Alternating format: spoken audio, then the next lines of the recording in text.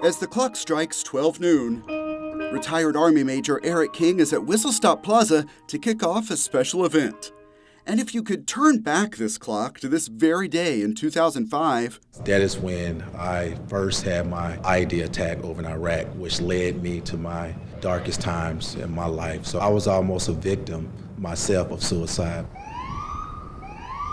This event aims to improve those dark times many veterans experience. We need to recognize our veterans who have served our great country, but they have come back from combat and been dealing with post-traumatic stress disorder and other mental illnesses and gotten to a point in their lives where they took their own lives. Woo! That's why he is setting out on a virtual walk and run-a-thon to raise money and awareness of suicide.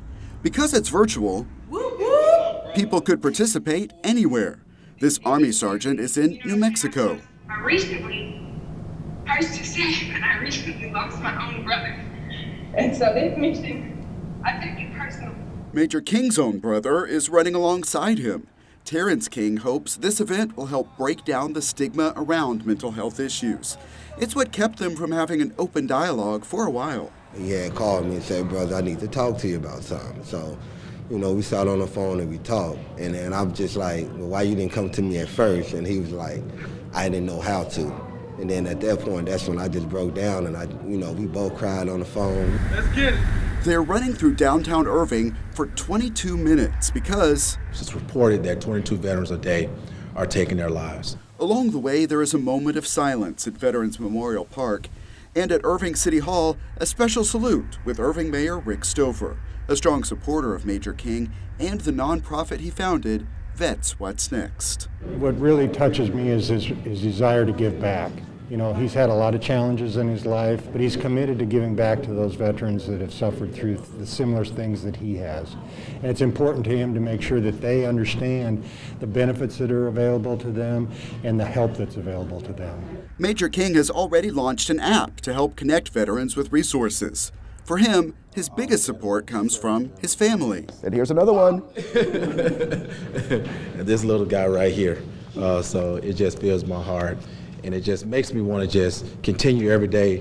What can I do better? How can I contribute more? How can I save a life? As the run continues, his thoughts shift between the heavy and my best friend, Captain Howard Wade, who took his life, and the hopeful. Today may be hard for you, but tomorrow can be better. And if tomorrow isn't better, look for the day after to be better.